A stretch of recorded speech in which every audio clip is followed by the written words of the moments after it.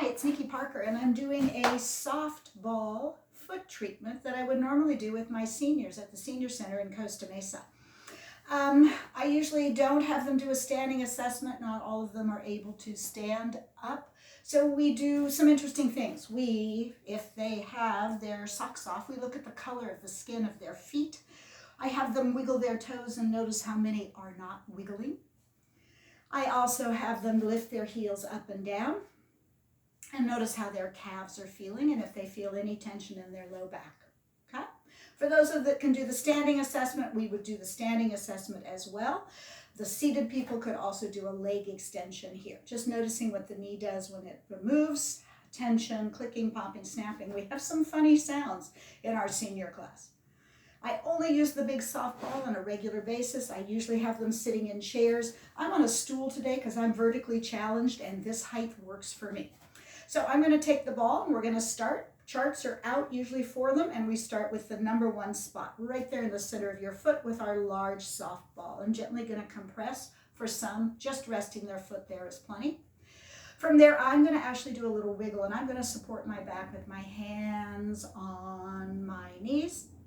And then I'm going to ask them to relax a little bit and give me that little melt dance where we just notice the parts of our body, moving gently. Notice where we feel tension, wiggling fingers, moving shoulders, turning head. I'm still holding a little bit of pressure on that number one spot. I could also ask them to pump that just by shifting the weight a little. I will support here with my hands, and then I'm going to pause in the center and take a big breath in. And I'm going to exhale and let it go. We're going to find position point number 2 at the big toe mound. Resting the heel on the ground, we gently compress. If I don't feel like compressing because it feels painful, I would sit upright, hold my core in, and just rest my hands. Shift over behind the next toe and gently press. I shift behind my next toe and I press, noticing that I'm not letting the ball touch the toes, that I'm getting it right behind on that lovely knuckle, noticing if anything's moving, and then the next one. And we're breathing, noting that this is our eyes, ears, neck, and jaw, upper body, and then just notice that little toe. I actually get a little pop there. I get that joint to pop up. I kind of like that. I'm on the inside arch now. I show people halfway between big toe and heel on the inside arch, and then we hide the ball and gently compress. For those that have pain, they simply let their foot rest, relaxing their leg. I'm going to push the ball a little forward, go behind the big toe mound, and gently press in that 3B position. Nice big breath. Let it go. We're going to shift. I'll show you sideways, halfway between little toe and heel, and then I hide the ball. It's not oozing out the side of my foot. In fact, I could tap it in just a little bit deeper. Give that a nice compression there, feeling that pressure of the ball, and then find right there. Remember, we're going to go right in front of the heel, and I gently press there. I could repeat that. Sometimes I do, sometimes I don't. And today we're just going to go with the one time and start a nice glide. Remember, a glide is equal pressure going side to side. I'm going to do it 3 or 4 times right there at number 5 and kind of check out what's happening in my low back. I'm going to work my foot forward until the ball travels to the tip of my heel, and I can pinch the sides of the ball with this one. I'm going to work it back, zigzagging. If it gets too close and it's uncomfortable, I reposition and I start at number 5. I pause. I'm going to glue the ball to the skin. And remember how we just pin the skin and do a little movement like I'm doing with my fingers to my hand skin? Let's see if we can do that with the foot and the ball. So the ball of the foot stays, the toes stay down, and we do a little shearing here. Real small. And then I'm going to pause again and wait. We want that compression moment, like the sponge kind of squeezing out the fluid in the area. I'm going to take my foot off and I'm going to relax for a moment. A lot of my seniors have a lot of tension in their legs. They need just that moment to relax. From there, I'm going to go ahead and I'm going to place my foot so that I can go heel in front of the ball. And I'm going to find number 1. I'm going to go for our shear here. So my heel gets to rest. I find number 1, inch into it, just nudge into it. And I'm gently going to compress. For those that need to support their back, they can do it with their hands or their elbows. So I have some compression there. Now I'm ready for my indirect shear.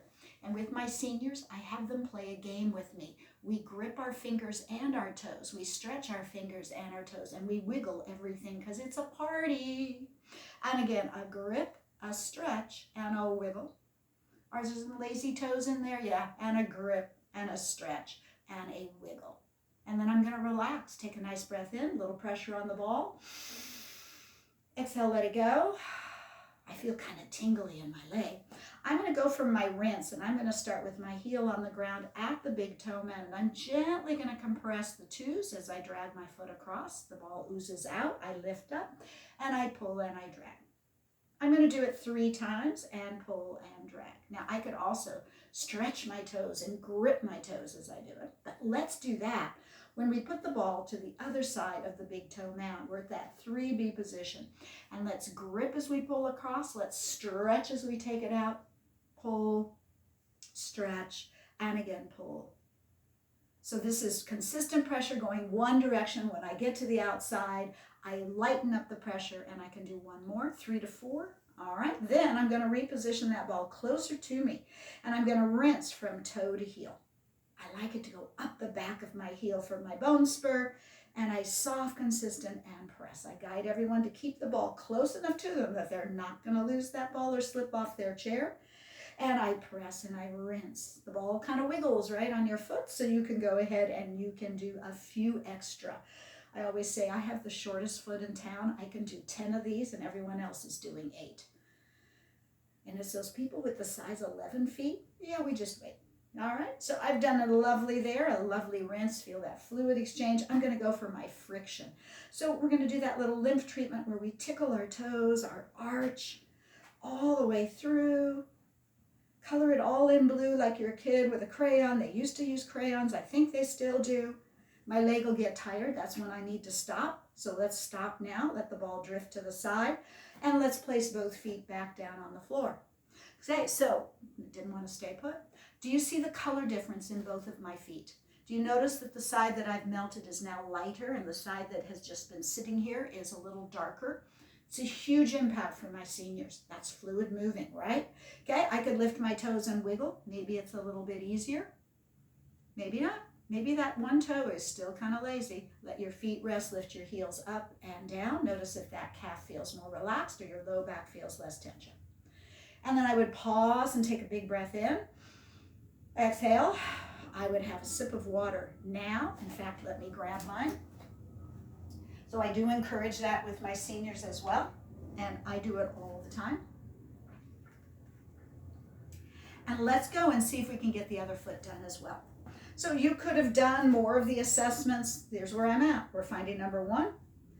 Get comfortable so you have the range that works with your heel under your knee, or if you need a little less pressure, let the foot travel a little more forward. I'm going to gently compress the ball. Okay, I can lean into it with my hands or my forearms. Okay, I can find tolerable pressure and do my little melt movement here, finding the joints of my body as if they were satellites communicating to my body. I like to wiggle, move my head. If you can wiggle your ears, you know that's okay too. And then let's just draw back, and we've taken another big breath in, feeling that compression, and we let it go. All right, so we're going to push that ball forward, and we're going to go for position point press. Find a comfortable angle for your heel and your knee, and gently compress into the big toe mound. We shift, find the next one, and gently compress. We're in our 2s. A chart would be on the table for them for each person. Inhale, exhale, and press. Shift over behind the next toe. So I'm leaning into mine. I can handle that compression. Shift over to the next one and press. I see my little toe joint popping up, that little metatarsal joint. We're on 3A, halfway between big toe and heel. Yep. And gently compress. Slide your foot back, snug it in behind big toe mound, and gently press. All right, from that position, we go over to the outside of the foot. We're at number 4, halfway between little toe and heel. I always look. Then I hide the ball. Give it a little compression or just rest my foot on it. I could shift it in just a little deeper and pressing there. All right, we have one more position point press. We want to get it right in front of that heel. So I turn sideways so they can see and then gently compress. That's my low back. That's my pelvis area. I'm going to pause there. I'm going to lift my heel and I'm going to start a little gliding. Focusing on trying to keep the pressure equal side to side. Doing it 3 or 4 times right there and then letting my foot drift forward so the ball will travel to the tip of my heel. Here I notice the content of my heel. It feels kind of grainy. I've done a walk this morning. Maybe you feel Rice Krispies in there. Maybe popcorn kernels. One of my ladies described it that way. I'm going to work it back into number 5, and I'm going to pause there, and I'm going to glue the ball to my skin a little bit and give it a little wiggle. It's like you have a nervous tic. You just kind of wiggle. And then a moment where I let my foot rest. If I want pressure, I lean into it. Big breath. And we exhale and we let it go. Okay? So I'm going to push the ball further forward. I'm going to place my heel down behind the ball, and I'm going to go back to number 1, my diaphragm point in my body, and I'm going to gently compress the ball. I'm going to lift the ball of the foot and the toes off, and I can do a grip, a stretch, and a wiggle. And I always add my fingers. It's a senior class. Let's keep things moving. Grip, stretch, and a wiggle. And one more time, gripping, stretching, and a wiggle. Good. And then I'm going to pause there and take a big breath in. I have consistent pressure in that spot. I relax my shoulders. I pull my belly in as I reposition with heel down, finding the big toe mound. I'm ready for my rinse. Let's pull and drag, lift up, pull and drag, lift up, pull towards the other foot with pressure right under those number 2 metatarsal joints, maybe 4. And then on the other side of the big toe mound, we gently compress here. Pulling for a nice, consistent, smooth pressure, one direction towards the other foot, lifting up to go out, and again pull. And then we have another rinse, because that's what that was. That was the 2's rinse. We're going to go from toe to heel. I can roll up the back of my heel. Good. I bring it back. I start close to me each and every time.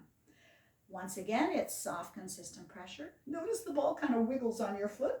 You're not broken. It just will. That's why we're going to do a few extra, at least 8. I want to feel that ball from toe to heel.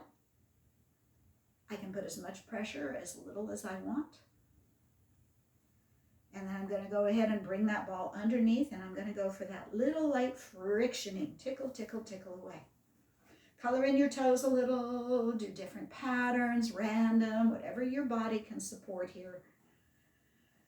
Okay, right there, I'm going to look at the color of my feet and go, oh my gosh, this one got dark again. So I'm going to re-friction, because we know friction's always done twice. So let's see what a little friction does to this other foot.